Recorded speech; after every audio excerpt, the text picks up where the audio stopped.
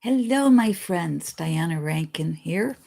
Piper and I are just sitting here enjoying this absolutely breathtakingly beautiful day here in rural Ohio. And Lily is asleep on the other side in what she calls her bed. She shares it with me. She lets me sleep there sometimes too. Anyway, we have a hot topic today on our question, and we're going to address that. And as if you haven't yet read what I wrote, I'm just saying, whether you agree or disagree, please be kind in your comments. Not just to me, yes, I love it, but I'm going to ask you to be kind if anyone else makes comments, one way or the other. Uh, we believe in love and kindness on this channel, so we're just going to ask you to behave yourselves. How's that? Be compassionate, be loving, and hopefully what Philip has to say here is going to give you some reasons to be even kinder. All right, so we'll get our question in a minute, which is abortion wrong? And we'll get that answer from Philip. We'll also get from one of my books, The Master's Book of Answers by Philip. And each book or each page, as you know, is just a different wisdom. So we'll get that as well. We'll get our message for the week. So here we go. Here's what Philip has to say about abortion. Well, let me first of all say, well, hello, Sheila. I hope you are doing well. I am, and we hope the same for you. And it's good to see you. I was kind of wondering if we would see anybody live today. So it's good to see you. Thank you, Sheila, for coming on. All right, here we go. Is abortion wrong? Philip says, that depends. Let us explain by first saying, one, that which you believe is your belief, and two, to understand abortion, you must first understand what human life is. We begin with the first, which is that which you believe is your belief. Philip goes on to say, if you believe an action is wrong and you take that action, you will punish yourself. When you punish yourself, you spread that punishment to others and judge their behavior. Until you learn to forgive yourself or learn your truth may not be true, you will continue to punish yourself and others. You know, that makes sense to me. If we believe something is true and we have to do it, or we do it, we're going to punish ourselves, even though it may not be a truth. So that makes sense to me anyway. Philip goes on to say, we wish to emphasize this applies to all beliefs that one feels is true. This does not mean the belief is right or wrong, but merely what the person feels is truth. Punishment of self is born of fear, as is spreading your judgment of others. With the specific issue of abortion, any judgment of another's choice or action is incorrect. Those who judge are ignoring the teacher they call their Savior. Did not Jesus say, judge not, lest ye be judged?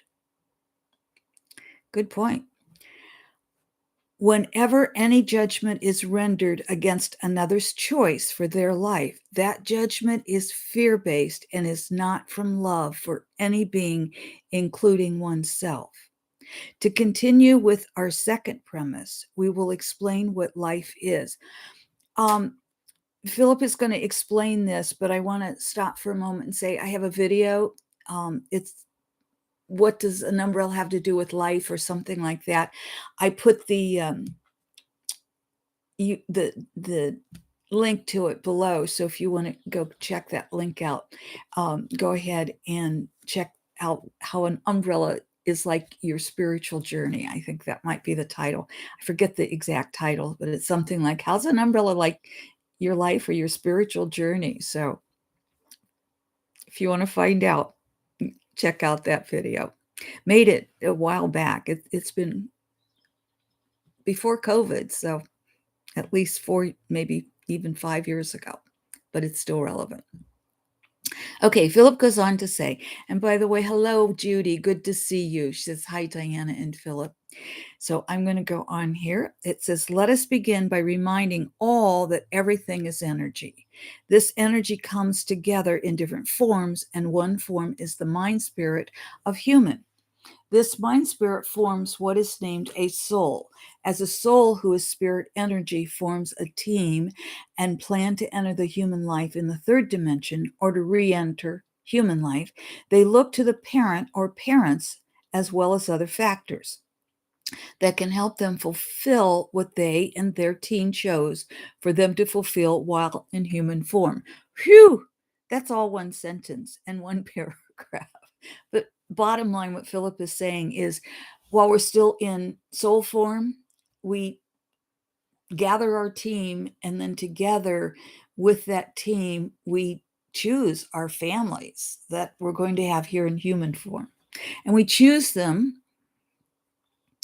for that which we decide needs to be fulfilled in this particular life. Philip goes on to say, once the birth parent is chosen, the soul may enter any time from conception to a few months after birth as a human baby. And I think Philip has talked about this part in another video earlier. The soul may at any time choose to leave as well, or they may choose to stay in spirit world and not enter. The reasons for when a soul enters the body are vast and varied. It may simply be the soul needs more preparation. The same is true as to why a soul may change their mind and not enter a body, even if a body is being formed for them.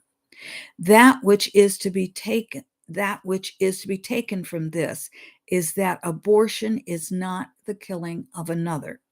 It is the human choice to be or not to be the vessel of another soul at any given time. We remind all that human life is about the experience of third dimension life. It is not for one to judge another, but to understand why the experience is taking place. When there is understanding, there is love. When there is love, there is no judgment of self or others. There is only love. I'm going to repeat that. When there is understanding, there is love. When there is love, there is no judgment of self or others. Easier said than done, but there we have it. I want to read those last two paragraphs one last time. But first of all, Sheila, thank you. Thank you, my friend. Thank you. I'm so grateful. Thank you. Sheila left us a donation, and I love it. And a cute little pear type person being that's throwing kisses and hearts at us. Thank you. Kisses and hearts right back, Sheila, with deep gratitude. Let me read these last two paragraphs and then we'll get our message. We remind all that human life is about the experience of third dimension life. It is not for one to judge another, but to understand why the experience is taking place. When there is understanding, there is love. Where there is love, there is no judgment of self or others. Let's get our message, shall we? As you know, we just kind of flip through, and I'm hearing left, but right is coming through pretty strong as well. So if you heard left, we're just in sync together. And here's our message. You are the one who creates your life. You are the one who creates your life. That's page 58. If you heard right, that's a message you need to pay special attention to because that's for you. You see only the beauty that your eyes are open to. You hear only the greatness that your ears listen to. You feel only that which you allow to touch you. Let me repeat that both, and then I'll repeat the left message. And this is, I understand why I was feeling, and you probably were too, feeling both of them were important this week. This is page 59 in Phillip's book, The Master's Book of Answers, which is available, by the way, on Amazon or through my website, which will take you to Amazon or the publisher. And I think it takes you to Amazon. You see only the beauty that your eyes are open to. You hear only the greatness that your ears listen to. You feel only that which you allow to touch you. You know, this morning I was just sitting here in the office and I was writing and I was looking out the window and I thought, okay, Piper's telling me one of her stories is, and if you haven't read Piper's stories, they are available on my website. And yes, we are turning them into a book. But I was thinking of one of Piper's stories that needs to be written. And it was like how she was getting a little bored. Not that I was getting bored. It's hard to be bored on a beautiful day like today. But then she saw a leaf wave to her. And then we go on from there.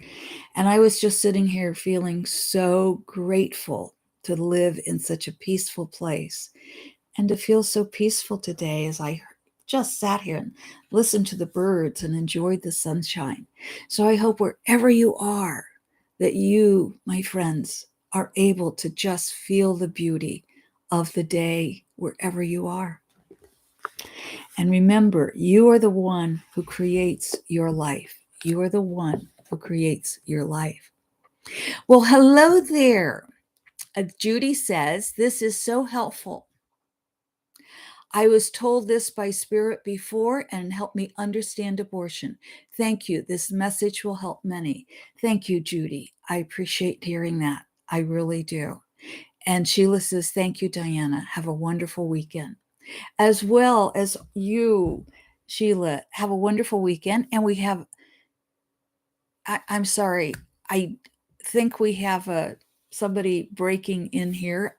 I don't read Hindu, I believe it is. And it says something services. So I don't think that's something that belongs on this particular train. So we'll probably have to delete that. And it always surprises me why people don't know that those of us who do videos have the delete button and we're in charge. The same with on my blog or website and our social media pages. So thank you, Sheila. Thank you, Judy. So good to see both of you live. I love you. And if I am wrong about the person who has written the message that I can't translate, I apologize, but we're going to delete you. Love you all. Thank you for loving us, for the love you send to us, and for the love that you receive from us. See you soon. Bye for now.